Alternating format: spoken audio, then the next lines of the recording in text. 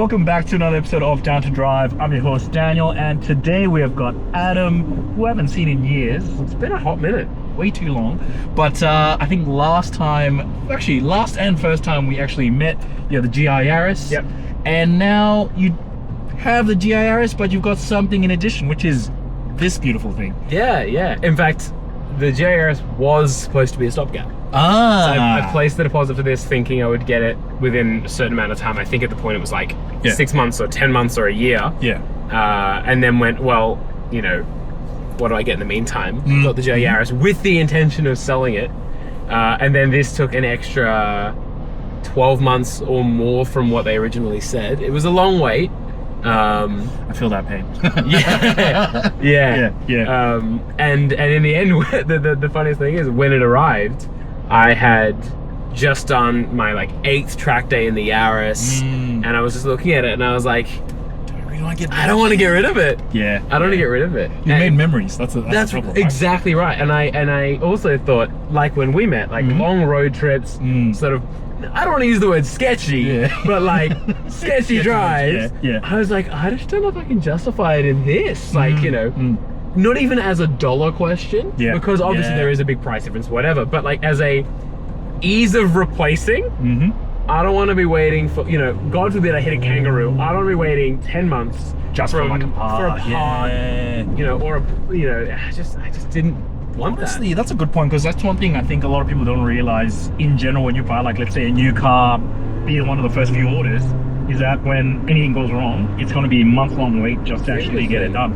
Yeah, and I don't know how true that is of brands that are more established. Yeah. So I'm thinking, like, if you buy a brand new, like, even if it's like new generation Porsche, that probably have more infrastructure. Or if you buy a brand new, like when the GT4 RS came out, if you bought that and got the first one off the boat, and then it needed, I don't know, an engine, like a suspension part or even a body panel, you wouldn't be waiting quite as long. But I remember, like, to get my dashboard fixed was like nearly a 6 to 7 month wait.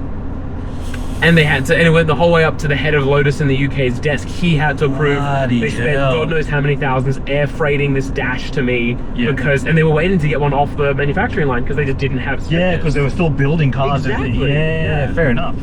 So that's a consideration, right? Well, I guess, like, maybe let's start off with, because, you know, Lotus sometimes have their issues and their quibbles. You've already stated that you had issues with the dash. What else have you, like, kind of gone through as the sort of problems as, like, since this is like the first edition Emira?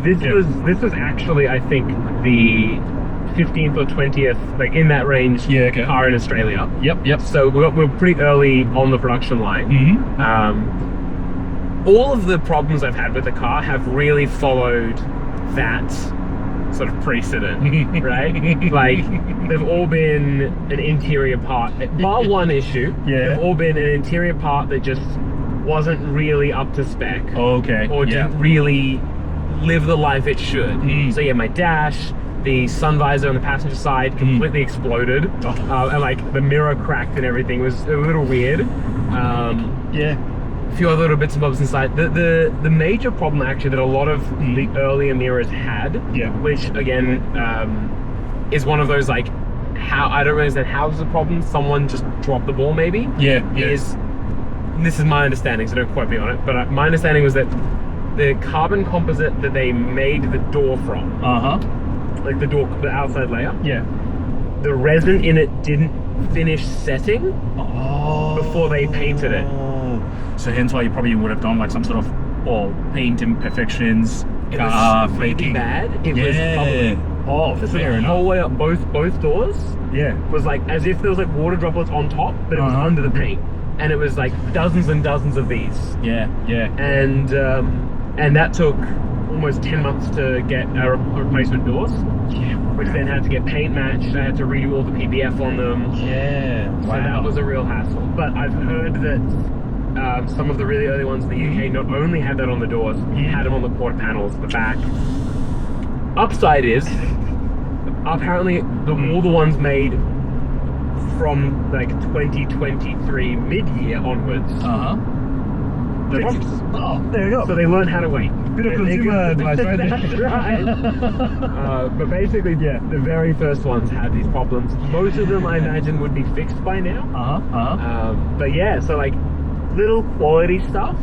But again, like I said this to you before. Yeah. The beauty is, and I don't know whether it's just because this drivetrain is like tried and tested. That's never had a single slip up. Like it's just rock solid and like.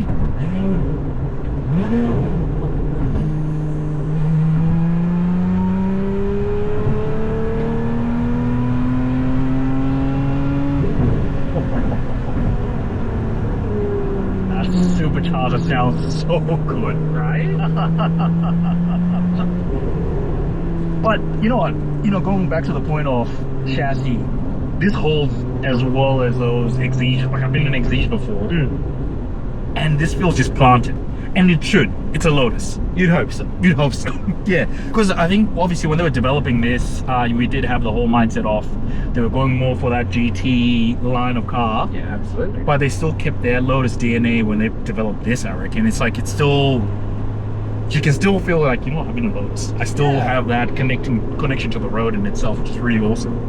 But so, obviously going through those issues in general, you know, months on end and waits, and it's finally now, you know, back and done, and it's now enjoyable. Yeah. What sort of have been, I guess, the best parts and even sort of like learning experiences of you having this? Because obviously you're going from GIRS, which is all-wheel drive, to this, which is rear-wheel drive, supercharged. You know, a cracker exhaust. It just sounds, I love that thing. Big question. The two cars aren't comparable. Like, I actually think if you were to break down any good car, it would fall into one of two categories. It would be good because it's good like a GIRS, or it would be good because it's good like, let's say, an MX-5 or this. And I draw that line of like, the GIRS is incredible because anyone can jump in it and drive that car really well. Because it behaves in a really predictable, reliable, consistent way. It's like, it's so well engineered. It's what I imagine, and I haven't driven the newest GT4 RS. I've driven a GT4 of the last gen, like the 7 8 gen, which I know was not super light, but not the point. I think that car is brilliant. And it's brilliant because you jump in it, and without much thought, you're driving it well. That's great. That's incredible. That's a feat of engineering. Testament to Porsche, testament to Toyota for the GIRS. This is not that. This car feels rewarding because you have to actually form a relationship with it. And I give you the example that I didn't even think about until I was driving it maybe 2 nights ago. I've owned this car for almost a year and a half now. Over a year and a half, actually. It brakes distinctly differently if you're in gear or if you're not in gear. Like completely different brake pedal. Like, I'll show you an example. I'll put the same brake force, we're in first now, the same brake force as we come with this, and it brakes pretty smoothly, right? I'll do it again. I'll just get up to 20 and I'll just do it again. We're in neutral, and it's like they're not calibrated, they're too biting. It's the same brake pedal. Now, downhill, maybe you didn't feel quite as much, but I promise you, like coming to a red light, if you forget you're not in gear, you and your passenger will do one of these. And I can't figure out why. I think it's to do with like load on the drivetrain when it's disengaged at the rear, so the car sits a little bit more angled forward. I think it's one of those weird gimmicks, but it's like, it is just that. It's a weird characteristic of the car. Well, I mean, there'll probably be some Lotus aficionados like, oh yeah, they've carried that on from like at least 250R. And then it's like just meant to be the same as like racing braking. I'm like, that's actually, that's... It's just, and it's not a criticism, like, it's not a bad thing. It's just one of those, like, you don't learn that the first time you're in the car. And like the first time you're in the car, you'll absolutely hit the brakes and you'll just gonna do those a couple times. And that's like, fine, whatever. The gearbox is another one that you just like, you just learn. Now, the funny thing is the history of this gearbox, because it's the same transmission that's in the Evora, which is the same one that's in the Exige. Again, tried and tested. Really rock solid. I've never heard many people have issues with these, but it's a Toyota gearbox.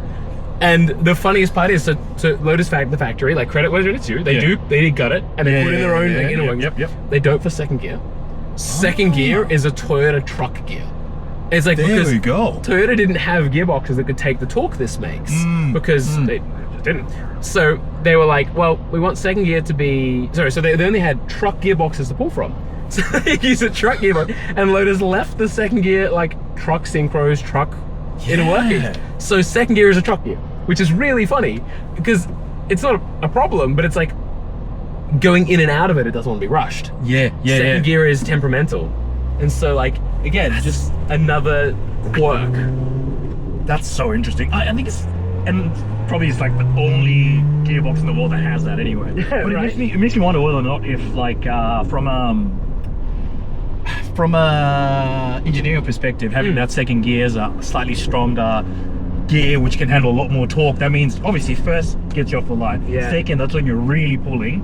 To get that pace, maybe? I don't know. Actually nailed it because I think they want the gear that you're doing the most hard yards in to be the most reliable. That would be logical. Yeah, I think you've nailed it. I think very Japanese of them. Very Japanese.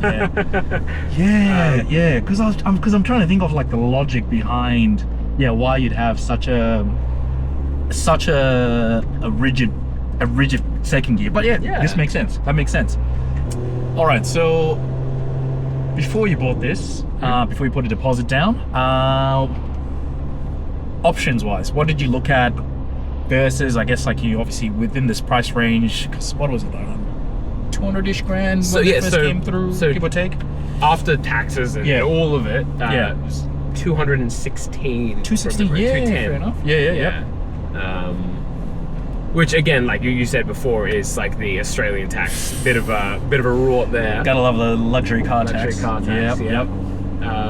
But I, again, before I put the deposit down, I was more looking under 150. Yeah. Okay. Yep. Although, to be honest, at the time there wasn't that many options that were under 150 that were over 150 that weren't there at some way under 150. You know what I mean? Yeah. They didn't unlock that much more, is what I'm trying to say. Fair. Because you looked at, obviously, what you're assuming you're looking at a car which is basically a fun driver's car. Yep. Manual. Yep. Bit of power, obviously. Yeah. And basically options back then, as we were saying before, Supra. Yep.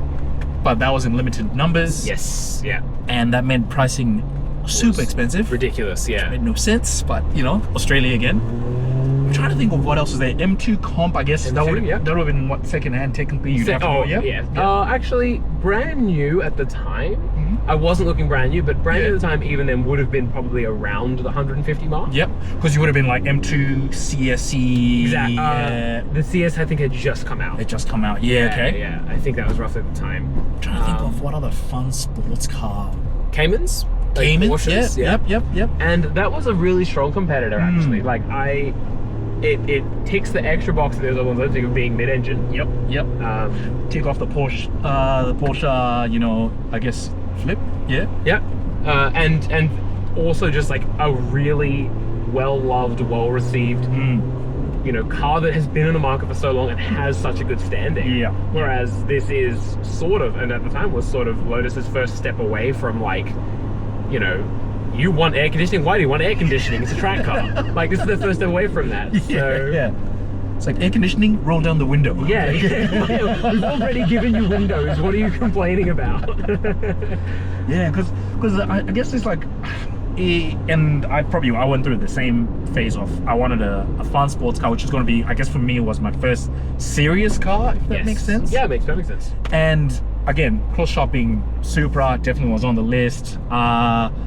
This hadn't yet been released, but Mustang Dark Horse was there as well. And then it made me think, I was like, there's actually not much in terms of options. And it sucks because obviously as car enthusiasts, we always love just driving. At least I do. As we're absolutely. We've done thousands of kilometers. Seriously, yeah. In the first couple of months of owning this kind of stuff. But there's not too many options. And even like now, I guess with the announcement of M2 CS, that's probably going to be automatic only, most likely. I would be surprised if otherwise. They'd be like, it's performance. It's performance. I mean, even like a car that I think another competitor we didn't talk about was the 400Z. 400Z? Yeah. Their Nismo edition, their hottest one, auto only. That doesn't make any sense. Like, I don't get it. If you're gonna create a fun sports car, Who's buying it? Who's buying Car it? enthusiasts. Car enthusiasts, yeah. What do they want? Manual. Usually a manual. Although here's the thing, Yeah. we say that so confidently, and we both drive manuals. So we are the minority. Yeah. But what is it, especially in the US, which is more where they're selling to than to us, because Australia is a Yep. country of 5 whole people. That's very true.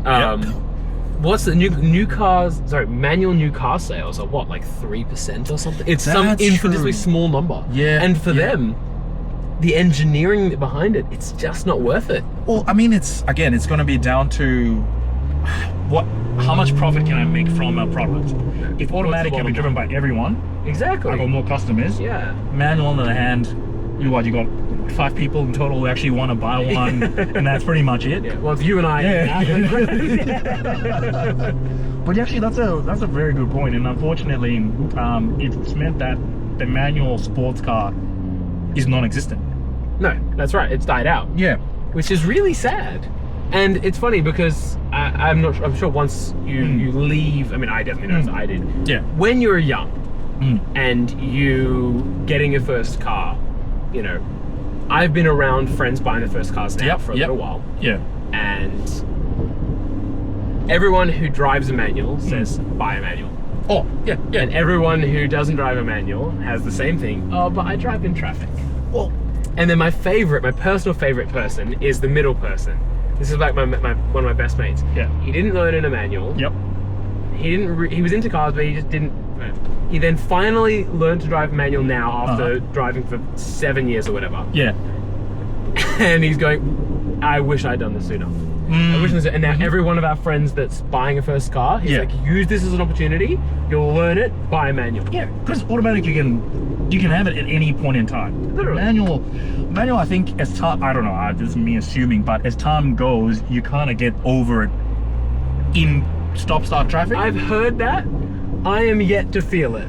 I am the same. Yeah. Because I think the caveat on that is if you're driving a boring car. Agreed. In a boring manual car in slow traffic It's just a headache. it's just a headache. Like for me, I've got a Megane 250 Cup. Yep. It's got an exhaust on it. Yep. It's a fun car. Yep. I don't need to, even when I'm going 40 kilometers an hour, I'm like, fun. ooh, Yeah. pops, Pop, and all that kind of stuff. I'm like, I feel like as if I'm actually still, doing something. Yeah. I completely agree. I actually said this with my girlfriend recently, who again is in the same boat where she's been driving for fucking 12 years. Yeah. And she's like, I now want to learn manual. Yeah. And that's awesome. And I'm like, I wonder if part of the reason that you didn't learn manual is also that there was no fun cars in your price point when you were buying. One of the things, I guess what I was trying to get at before, which I didn't actually get to because I'm just rambling, but what I wanted to get at before was that I am so glad that there exists now a wave of relatively cheap, like I'm not trying to downplay that, like 25 grand, 30 grand is a lot of money, sure. Yeah. Like relatively cheap fun manual sports cars, like the whole GT86 or GR86 generation, and the various spawn of that, like the Subaru version, the Samba, whatever. Yeah. Like all of those MX-5s now are relatively cheap, relatively affordable, fairly common. Yeah. And all of these are manual rear-wheel drive, fun cars. That's so true. Can I actually say something? It's not really a hot take, but it's kind of like one of those- controversial. yeah, it's kind of one of those. I don't think enough people say this out loud. There's not many cars truly more fun than an MX-5. I would, honest to God, argue that this is barely more fun.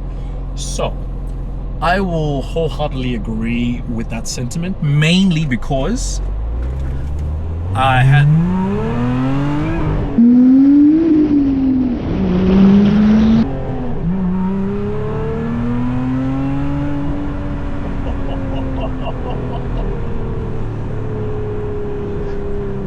I don't know. MX-5 is that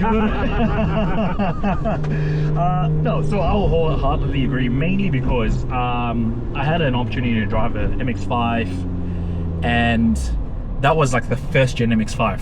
So the NA. The NA. Yep. And My dad, I learned, I once learned to drive it. My dad had a green MX-5 with tan interior. Oh, there you Exactly go. the same Full color circle. scheme. Here we go. Sorry, but yes, you had an opportunity to drive on. So I drove one, and because I'll be honest, I was one of the guys like, I don't get it, MX-5, I don't get it. Everyone's like, Yeah, right. It's like, but then you start to realize lightweight, not that much power, nimble. That's it. That's all you need. All you need. That's all you need. And what I learned from it is you learn the driving dynamics of the car. Yep. You aren't doing silly speeds to the point where you know it's illegal. Because like for us, we've like in Canberra, for example, we've got a couple of roads that are perfect for like those kind of cars. Because one, they're technical. Yep. But at the same time, they don't require that much power for you to enjoy them. But Yep. you wouldn't enjoy them if, let's say, it's something more powerful, because you can't enjoy your car to the fullest extent. That's right. Yeah. You only get like a percentage of Yeah. the performance. So that's the point. So when I drove it, I was like, this makes sense. Yeah. And I was like, Project MX-5, I don't know. End up having too many cars. That ends up being a problem. I think as car enthusiasts and as a dying breed, Yeah. like we often end up with not decision paralysis, but like I want to do so many things and explore so many facets of this hobby that we end up with 100%. cars. 100%. And I mean, it's one of those things where one of there's a mate of mine. He's owned 62 cars in his lifetime, and I think he's only 40. Holy! And I'm like, 62. why? Oh, yeah. Speak of the devil in here. Yeah, 62. That's crazy. And it's because he started obviously very young, and he got the bug pretty early, which is fair enough.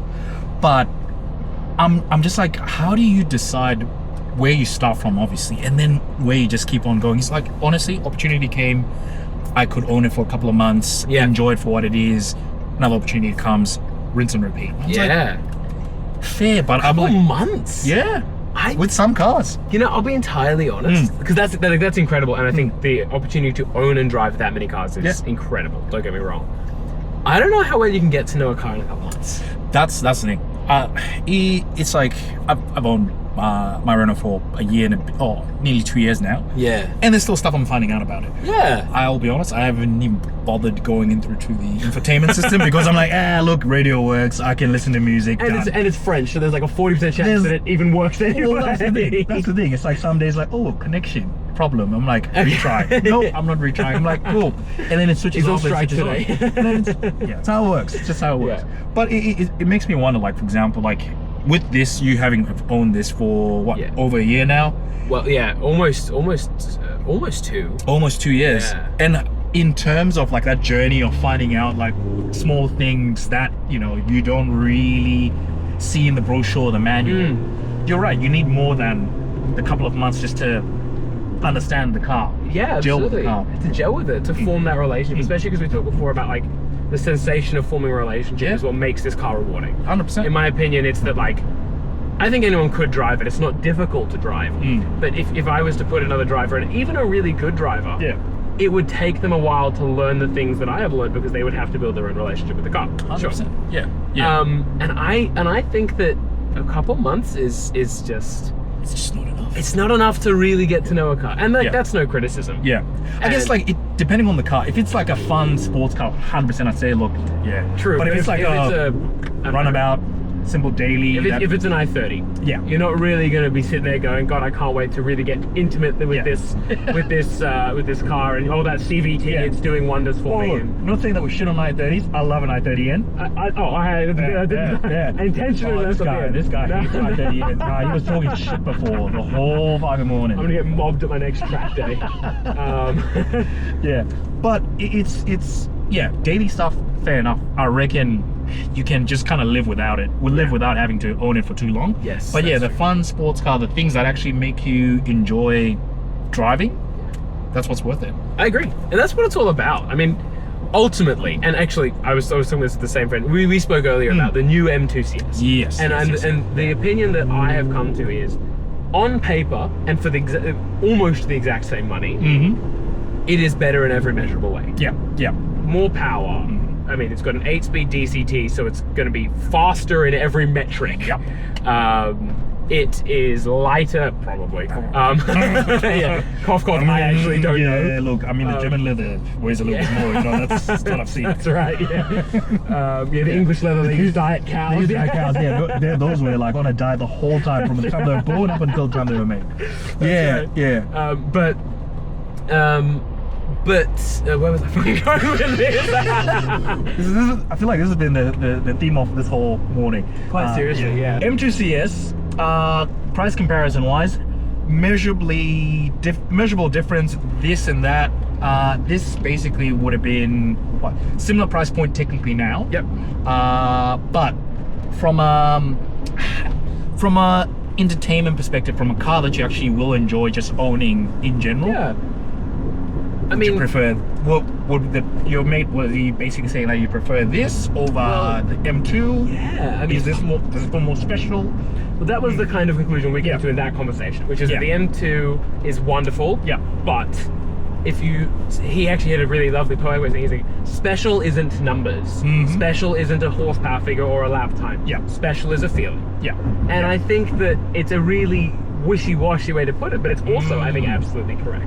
Is there's no definitive reason that I would take this car. Other, the only definitive I would say is I prefer the styling, but even that is subjective. Very true. Yeah. Yeah. And I mean, I look at it as owning cars nowadays, or at least owning something like this, which will basically determine how fun your week is going to be. That's so true. I think you can't put a price on that personally, and at the same time, not everyone's opinion is going to be the same. But I look at it as like my Renault. There are days I want to basically put an axe through its face. But there are days where I'm just like, I will never sell you. And I'm at that point now where I think I will never sell it. Yeah. I've got a mate of mine, he's heard me have this conversation many a times before, and honestly, the main part I think about owning cars and building those relationships, you're gonna have a love-hate relationship with it. They're gonna be days. It's like any relationship. Yeah. It's gonna have its ups and downs, Yeah. right? There's gonna be there's occasional days you wake up and you just go like, I'm so annoyed by all your little flaws. Yeah. I'm so frustrated that this thing has gone wrong today. Yeah. And then you'll get to the end of that day and you go, you know what? Problems come up. I still love you. I still love you. I still love you. And I think this is actually, I was also going to say before, we're talking about like owning cars for short periods of time. Yeah. I don't know if this is a me thing. Mm-hmm. I get super attached. Yeah. I like as I was saying before, I bought the Yaris as a stopgap and then didn't want to get rid of it. Yep. And I can't see myself ever getting rid of this car. Like, my girlfriend said something cute, and it's maybe very nostalgic. She said, this is the car that watched us fall in love. I picked her up for our first date in this car when it had 1,000 Ks on it. So that was your Instagram story. Well. Yeah, like, fair enough. And I think that It's a memory. That's a memory you cannot have with any other car. exactly. Yeah. And I just think that I get really attached to cars. Yeah. I know I do. I don't know if that's a car guy thing. I think so. I think it is. I think it's down to what memories can you make with those particular cars. See, he's a lover. Even Well, he looked what, 5, and he was in. He was like, my dad's got a CC3S and telling him to sell it and buy one of these. only problem is they won't be able to fit in the back. Ah, of that's this. very true. Ah, next time. Well, but circling back, like honestly, you are right. It's these memories that you make with these cars. You'll forever remember them. There's no two ways about it. And I even look at it as I miss my old, like the first car that I bought, which is like a V8 Ute. Yep. Hopelessly impractical. Oh yeah. But for the love of God, It will have a special place in your heart. It just 100%. will. There's memories that I'll never be able to replicate. That's awesome. Oh, Taga. Hey, Without today's a day for it. Yeah, without sounding like a hater. Yeah. I can't look at that brown without my brain just going like baby poo brown. But it works so well with the gold. With the little with the gold trim. Yeah. Oh. Oh, Yeah, it to be feels honest, very yeah. that era. Yeah. But yeah. It's like a mocha brown. Like I guess to the Porsche enthusiasts, they're probably going to be like, Yeah, oh, that's actually like that's the rarest color to yeah, come there's out. only 17 of those and only one with that option. And to be honest, it probably is the case. I gotcha. And don't get me wrong, that's awesome. I love it. I have a soft spot for classic. Yeah. I do have a soft spot for It's classic. like for me, I'm like, as much as I enjoy these kind of cars, like as in the newer generation, there's certain classics. This definitely meets the mark, and unfortunately for me, it's starting to drizzle a little bit. Yeah, and it's going to tunnel. go down. He's like, get me into the tunnel. I don't know if you can do an emergency stop somewhere in there, but yeah, we'll see. We'll see. Yeah, but Adam, this has been simply amazing. Thanks so much for being on the channel. I will be back. Yeah, we're gonna make more of this. We will We're gonna 100% do make a stuff. plan. Yeah. We still need to get the GIRs on the channel. Oh, yeah. I reckon. Oh, yeah. The first love. Yeah. The stopgap apparently. And now permanent stopgap. Yeah. And then also, hopefully, once your build is done, Oh yeah, that'd be a big it's feature. something. Yeah, we'll keep that under wraps for now. Yeah. That's Even though that's they'll probably like look at your Instagram. yeah, I'll make sure I right there. Yeah, I'll make sure I leave a link in the description below appreciate just to that. make sure that you follow the page. Yeah. See, fans, mate. Let's give it a show.